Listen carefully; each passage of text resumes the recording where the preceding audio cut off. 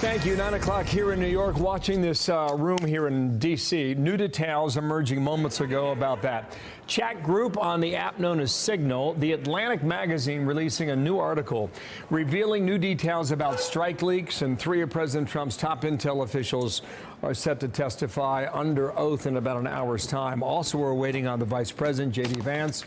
He could be out public this morning as well. So stand by for all that. Good morning, everybody. It's already a busy Wednesday as we get into it right now. I'm Bill Hemmer, and Dana, good morning. Good morning. I'm Dana Perino. This is America's Newsroom. So this just happened. Those texts were revealed, and then White House Press Secretary Caroline Leavitt said this on X. The Atlantic has conceded these were not war plans. She goes on to say this entire story was another hoax written by a Trump hater who is well known for his sensationalist spin. We have Peter Doocy, who is live at the White House with more. Hi, good morning, Peter. Dana and Bill, good morning. What is a war plan? We know that the Pentagon uses sophisticated spy satellite imaging and coordinates to carry out strikes like the ones against the Houthis. None of that is listed in these texts that were just released, but there are some very specific timing guidance given about when things are going to be happening. There was a Pete Hegseth text to the group, and he's previewing something at 14:15 military time. He says, strike drones on target, and then in all caps, this is when the first bombs will definitely drop pending earlier trigger-based targets. There's a lot of stuff like that in here. The Atlantic reporter says that Caroline Leavitt told him she did not support releasing these texts despite assurances from spy chiefs that there was no classified information inside. We know that we know that Jeffrey Goldberg released them anyway within the last 20 minutes or so. The president sees this all as a cautionary tale about secrets spilling out anyway. He told reporters yesterday during a cabinet meeting, he said, last week he was in the Situation Room. There was something very important, and he had a couple people hooked up by the line, and he said, cancel the line. Sorry, fellas. What you do is we'll tell you about the meeting because I know people get on those lines, whether it's Signal or anything else. A lot of moving parts here. We expect a lot to change between now and when the White House press briefing is at 1 o'clock. Dana and Bill. Okay, now, Peter, let's take it a step at a time here. The president said yesterday we screwed up, essentially. Lesson learned there. But you wonder how much longer this dribbles. And at the moment, we'll bring in Kevin McCarthy in a moment here, get his take on this about how Signal's used in Capitol Hill in Washington, whether or not it's the right thing to do or not. Has anyone lied under oath, Peter, that we can say? Because we watched that hearing yesterday. That's a great question, Bill. It will depend on whether or not anything in this in these texts that have now been published that we just printed out and are still going through actually turns out to be classified. John Ratcliffe was explaining yesterday under questioning from senators that it's basically up to Pete Hegseth, who is running point on an operation like this, to decide if these specifics, these details are classified or not.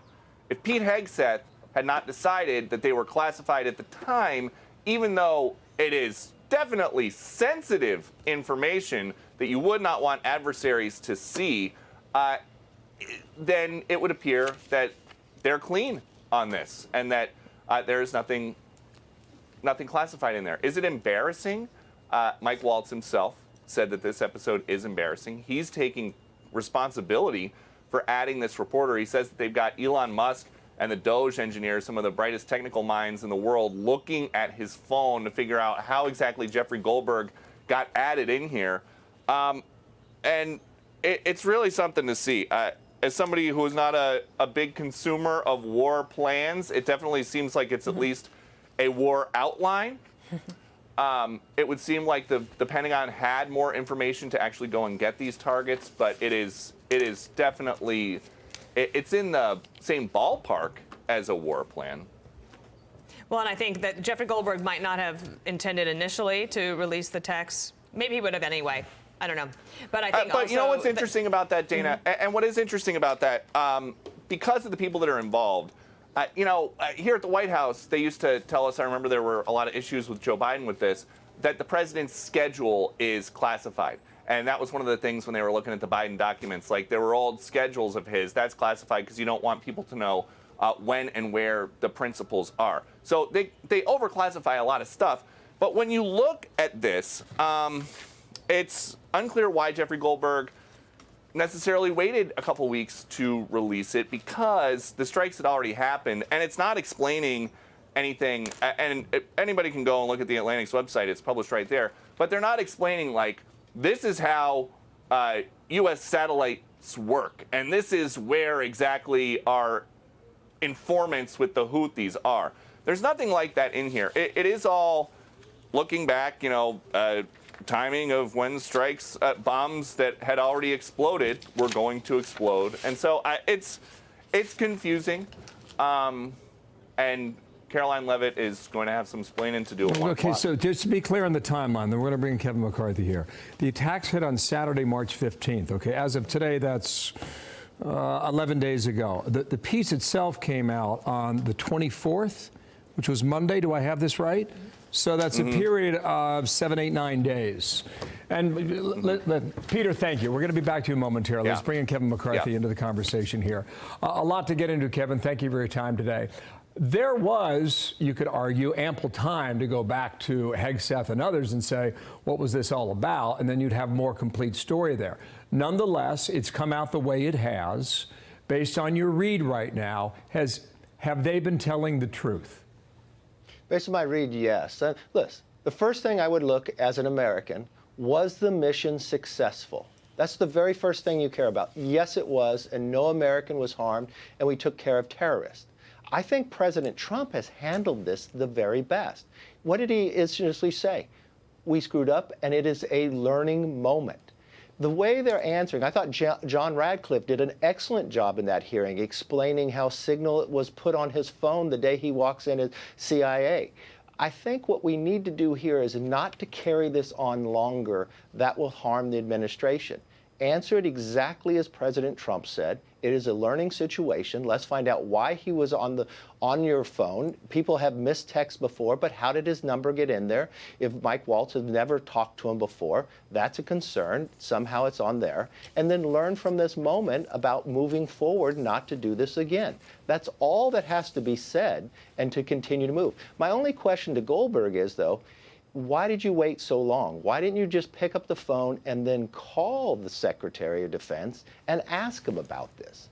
I mean, we have in history a lot of times press during wartime or others when they found something out to work with your government. He could still write the story, but did he hold it just because he wanted to embarrass somebody a day before a hearing and they don't know what's happening?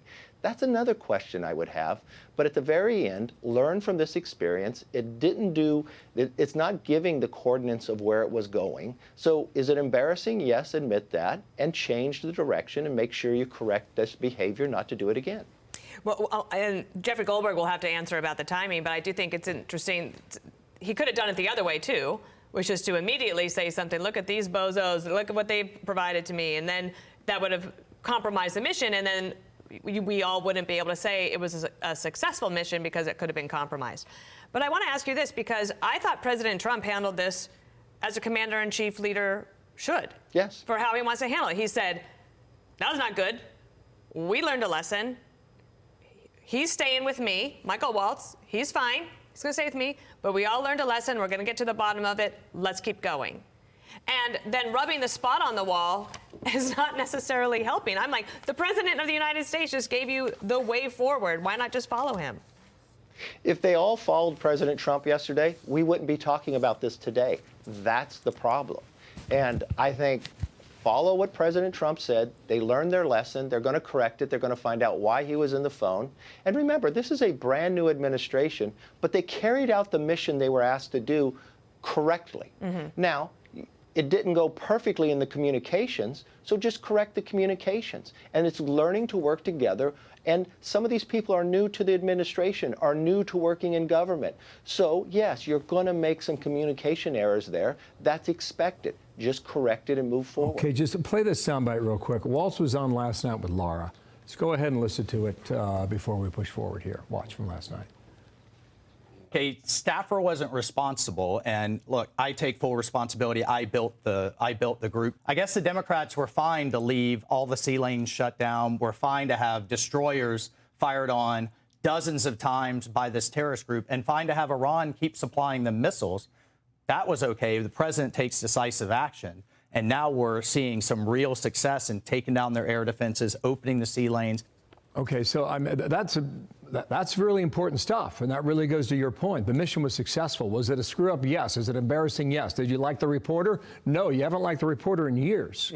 But don't come out and go after the reporter if you know that he's got the goods, and at some point they're going to be in print, which they are right now. So, Kevin, thank you, sir, for working through that with us today. Kevin McCarthy. Thank you. Thank you. I'm Steve Doocy. I'm Brian Kilmeade. And I'm Ainsley Earhart. And click here to subscribe to the Fox News YouTube page to catch our hottest interviews and most compelling analysis.